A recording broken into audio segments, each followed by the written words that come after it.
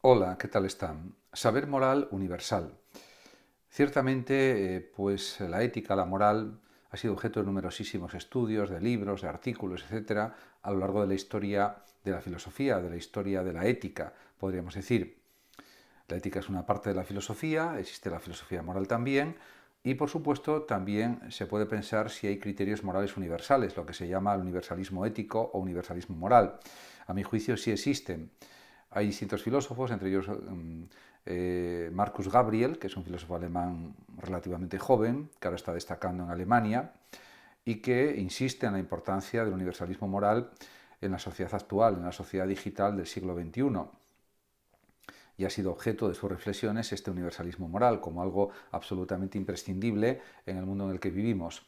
Por otra parte, también es evidente que cuando queremos justificar nuestras decisiones desde un criterio moral, encontramos que, por una parte, los contenidos desde los que podríamos justificar nuestras elecciones cambian con las épocas, las culturas y los grupos, de modo que parece imposible hallar criterios comunes, pero por otra parte también hay que decir que utilizamos expresiones morales como esto es injusto, que parecen implicar a toda la humanidad.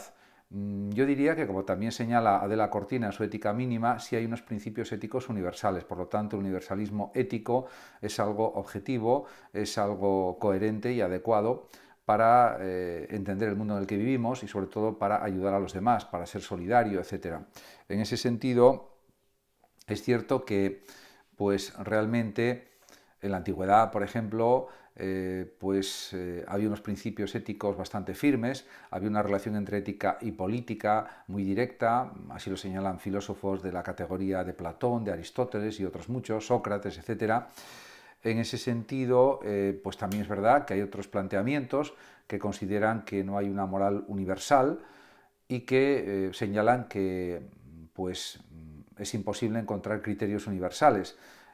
Yo considero que esta perspectiva es errónea porque si hay criterios éticos mínimos universales, indudablemente, pues no matar, no robar, no engañar a los demás, no perjudicar a los demás, en definitiva, valores éticos basados fundamentalmente en el respeto a los demás y en el respeto a uno mismo también, por otra parte.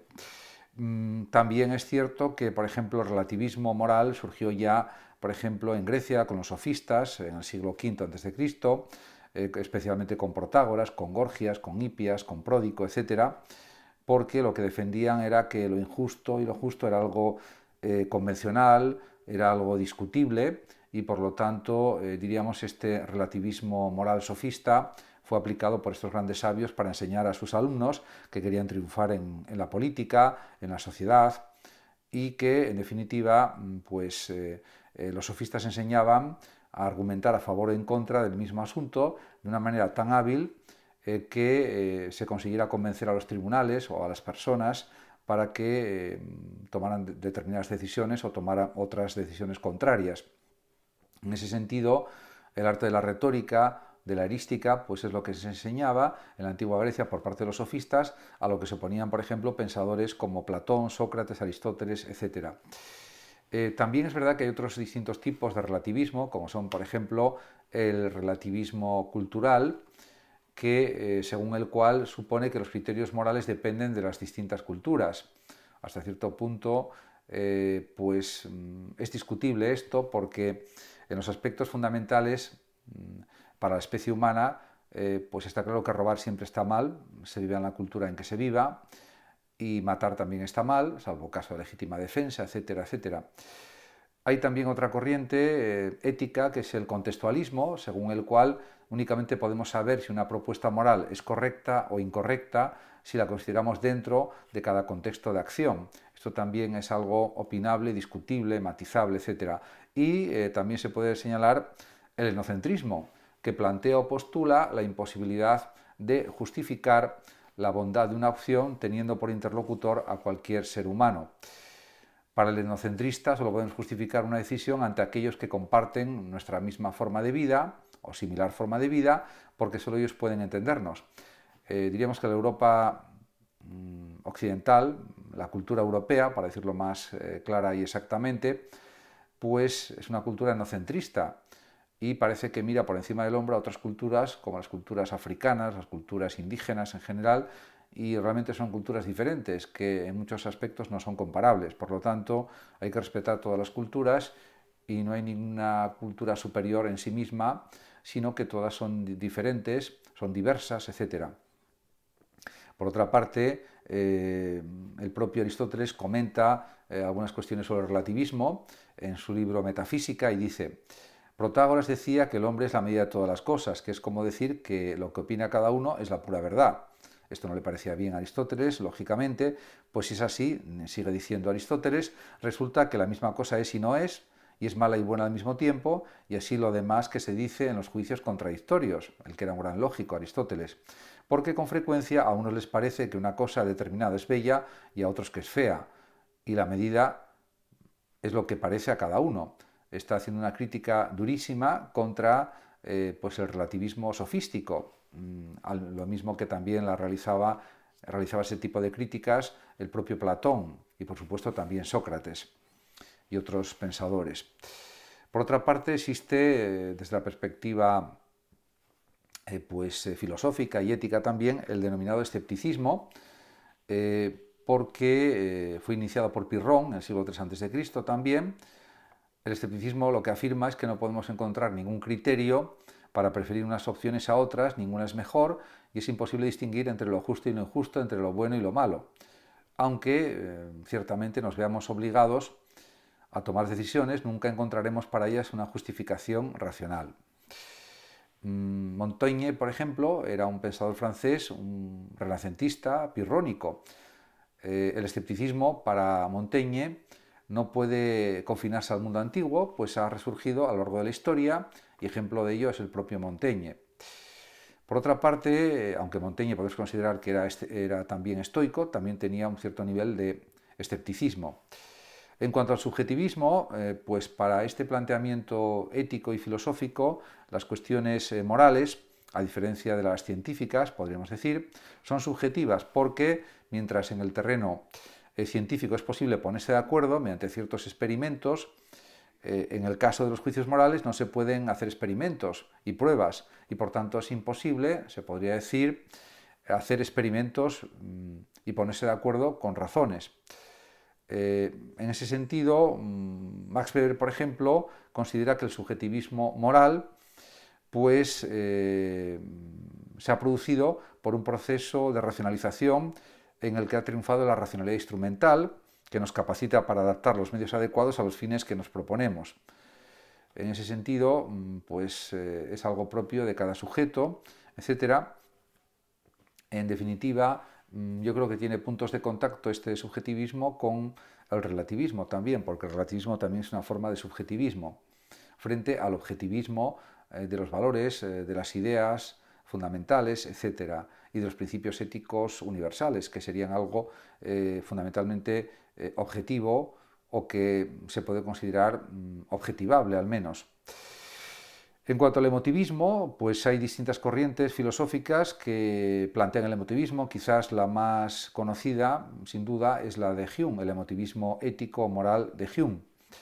El emotivismo podemos decir que nació en el siglo XVIII, especialmente en la obra de David Hume, quien afirmaba que la maldad o bondad de un acto se percibe por el sentimiento que experimentamos ante ese acto o conducta y no tanto por la razón, y no por la razón se podría decir más exactamente.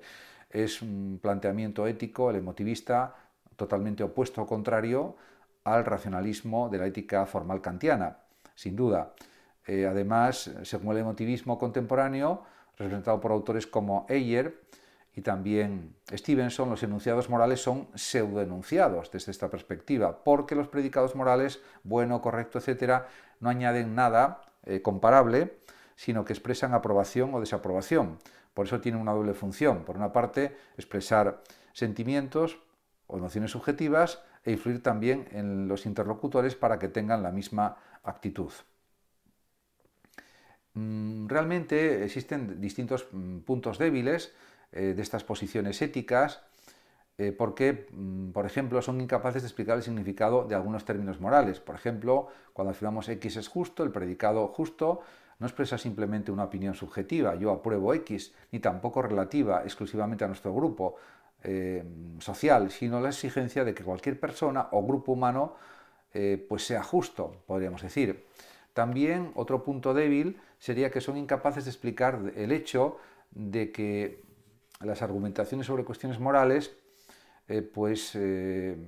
significan que estamos dando a entender que queremos tener razones suficientes para convencer a cualquier interlocutor racional y no solo tratando de provocar en otros la misma actitud. Diríamos que las razones las podemos entender todos, los sentimientos pueden ser variables, pueden ser diversos, pueden ser más o menos intensos, pero las cosas razonadas, pues no. Las cuestiones de racionalidad son más objetivas, son objetivas. De hecho, se puede decir que es necesario distinguir entre tratar de causar psicológicamente en otros una actitud, por ejemplo, mediante la propaganda, y por otra parte, algo muy distinto que es intercambiar razones para que cada quien pueda tomar una decisión ponderada de modo autónomo. En el primer caso, pues no nos interesa dialogar con el interlocutor, sino ganarlo para nuestra causa con recursos psicológicos. En cambio, si utilizamos razones, la racionalidad, pues eso es algo realmente coherente y objetivo y sería, pues en general, más deseable. Esto no implica ni significa que pues haya que, diríamos, negar la validez del emotivismo moral de Hume, por ejemplo, pero sí que también son éticas coherentes y correctas la kantiana, que es una ética derivada de la estoica en cierto sentido, o influida por el estoicismo mucho, y que es una ética del deber por el deber, una ética deontológica. En ese sentido, quizás habría que remodelar algunos aspectos de la ética kantiana, pero ciertamente se puede considerar válida, porque Kant lo que viene a decir es que una vez que cumplimos los deberes, también tenemos derechos y podemos ser felices de la forma que queramos. De hecho, la ética kantiana no es prescriptiva, no dice normas concretas que hay que cumplir en la vida, simplemente dice que hay que cumplir los deberes, que hay que tener la buena voluntad, hacer las cosas por su valor en sí mismo, decir la verdad porque es nuestra obligación, y en ese sentido es una ética de intenciones, pero de intenciones absolutas. Porque si hacemos las cosas por interés, pues no es una buena ética, no es una ética como la que desea que se aplique el propio Kant. En ese sentido, la ética kantiana, que es rigurosa, que es rigorista, podemos decir, que es formal, que es deontológica, no impide ser felices, todo lo contrario, una vez que se cumplen todos los deberes, a la vez se puede intentar ser feliz de la forma que se quiera, no hay límites a la felicidad si están cumplidos los deberes. Por otra parte, en estos aspectos de la sabiduría moral, pues habría muchas cosas que matizar, que concretizar, que explicitar de una manera lo más clara posible. Por ejemplo, el aspecto de saber ser feliz. ¿Qué significa eso? Pues moralmente sabio, podríamos decir, es aquel que sabe ser feliz. Sería una forma de explicarlo también, y hay otras muchísimas maneras de aclarar lo que es la felicidad o de lo que es ser feliz. Y para eso es indispensable entrenarse, cultivar un conjunto de fortalezas o de virtudes. Y la más importante es generalmente la prudencia y la inteligencia. Inteligencia y prudencia están claramente unidas. Es prudente quien sabe actuar haciendo lo que le conviene, pero no lo que le conviene en un momento puntual, ni siquiera a medio plazo, sino en el conjunto de su vida, en la totalidad de su vida. Por supuesto, puede tener errores, equivocaciones en sus comportamientos, etc. Eso entra dentro de lo normal y de lo entendible. Pero, por ejemplo, optar por un placer inmediato, que a la larga causa dolor, es de imprudentes. Conjugar el sacrificio y el disfrute, de modo que resulte la mayor felicidad posible, es de sabios. Además, el prudente sabe elegir, podemos decir, el término medio entre el defecto y el exceso, como ya, por ejemplo, proponía Aristóteles en su Ética Nicómaco, en sus obras de ética. Escoger también entre la temeridad y la cobardía la valentía, entre el despilfarro y la avaricia la generosidad. Serían buenos ejemplos de comportamiento prudente, según Aristóteles también. Y, por supuesto, saber apreciar la amistad, en eso coinciden las éticas helenísticas, tanto el estoicismo, el epicureísmo, también el escepticismo, el cinismo. En ese sentido, son valores importantes, también el cariño, la lealtad, el afecto, y no dejarse engañar por el éxito fácil, etc. En ese aspecto es verdad que puede ocurrir que haya problemas en relación con la felicidad, pero porque esto sucede, y se puede explicar muy fácilmente, porque no todos tenemos el mismo ideal de felicidad, sino que depende de las personas y depende de conductas, de formas de ser, porque los ideales de felicidad no son universalizables, sino lo son porque hay distintas formas de ser feliz, muchísimas formas de ser feliz, y esto depende del carácter, del temperamento, de la personalidad de cada sujeto y de sus intereses personales o particulares, de sus gustos personales, etcétera, etcétera.